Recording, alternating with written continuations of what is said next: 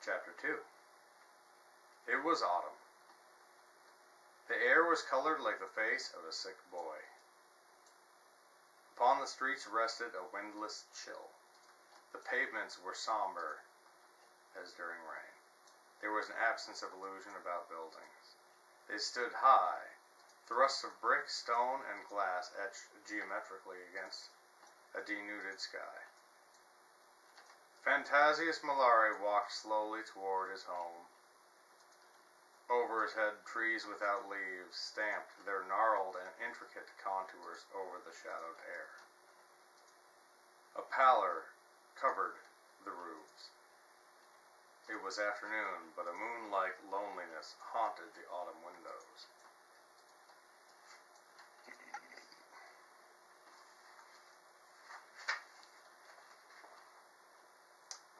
Mallare lived in another world. Neither trees nor buildings conveyed themselves to his thought. Within his own world he was sane. His relation to the phantoms and ideas which peopled his mind was a lucid one. Mallare's world was his thought. He had retired within himself, dragging his senses after him. The street through which he walked was like an unremembered dream.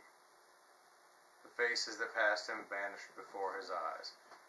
He walked, seeing nothing that was visible, hearing nothing that had sound. He had accomplished an annihilation. 3 months had passed since he had written in his journal the command to find a woman. She was waiting for him now as he returned to his home. In the 3 months, he had devoted himself to her transformation. Mallare no longer raged. In the lucidity of his thought was a strange lapse. There had vanished from it all images of life, except those of his own creation. His thought emptied of its projective sense, he found it difficult for him to translate his ideas in their relation to the world from which they had escaped. Yet he wrote in his journal, "I am aware of something that no longer lives in my mind. Dim outlines haunt me. Dead memories peer through the windows of my tower. Life grimaces vaguely on the edges of my madness.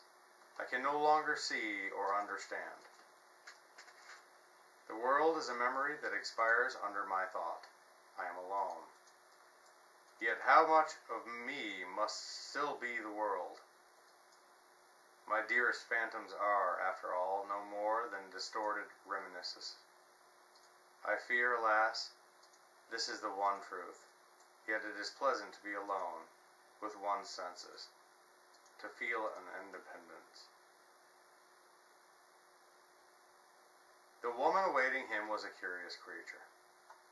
He had found her with a family of gypsies on the outskirts of the city. She was young, 18. His money had brought her release. She was called Rita, and after 2 weeks she had agreed to come home with him.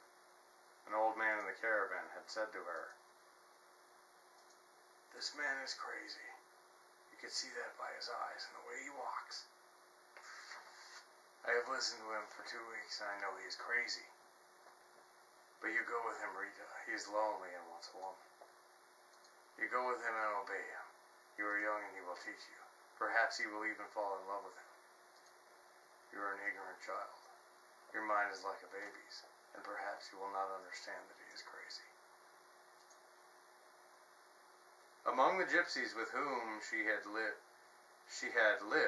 Rita was known as a simple one. She was never to be trusted to enter the cities whom they visited.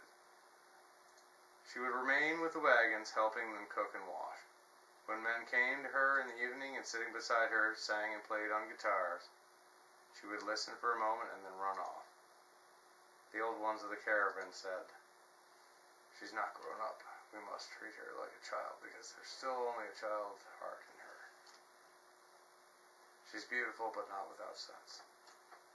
Someday she will make a good wife, but there is danger that she may give her body to strangers, because she does not know about such things. We must be careful for her. Sitting alone, the summer roads outside the city of Mallare talked to the child. She listened without understanding, but after days had passed, dreams of the man with the black hair slanting across his forehead came to her when she was alone. So when the old one of the caravan said, "You may go with this messenger. You may go with this stranger. You can go away if you wish," she nodded and smiled with happiness. Mallare brought her home, and she had lived in the carnelian room that was colored like the inside of the burgundy bottle ever since. Goliath was her slave. Mallare was her god. At first, he had said little to her. She wanted him to talk, but he neither talked nor paid other attention. He brought her ribbons and dresses, trinkets, jewels, and playthings. She had a room in which to sleep all day. She sat in a room that was hung with red curtains, through which the sun filtered through a rouge and somber glow. Vermilion fabrics covered with a long couch against the wall.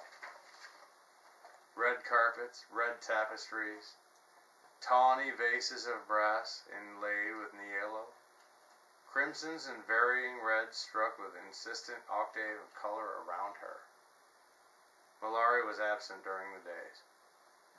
She wondered where he went. He would return in the evenings with gifts.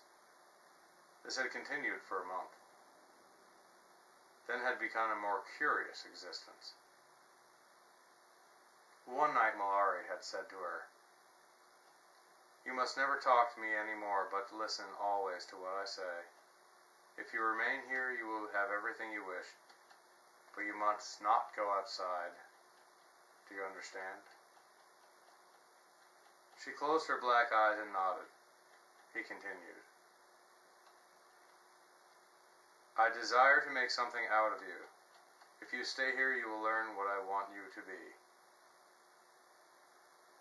Thereafter, he had sat for days at a time in the room with her.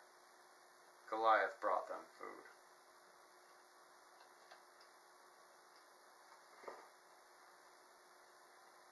To Rita, the smiling man who never ceased talking to her became like one of the djinns of the old caravan used to tell stories about in the nights along the roads.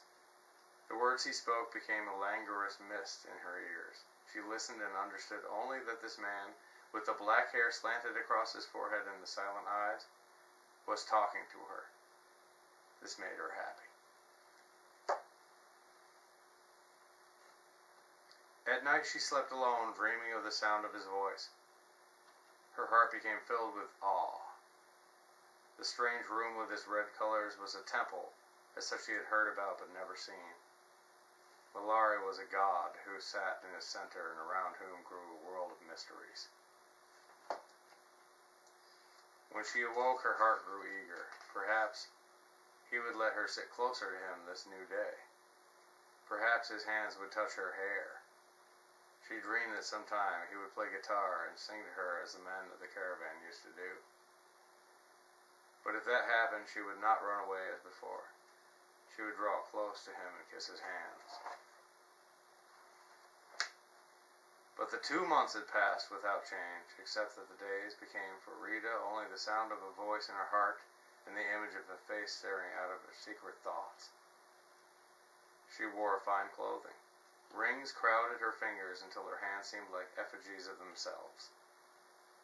Her black hair was looped over her ears. A gold band was around it. She would have been happy if she had sat closer while he had talked. Then the mystery of the words he spoke would not have separated them. Now she could lie on the couch, her head on her hand, her eyes burning and watching his lips move. Her mind never asked what he was saying. His words carried him away. They were part of the mystery of him. Out of them she gleaned fugitive meanings, as one recognizes for an instant familiar faces in a passing crowd.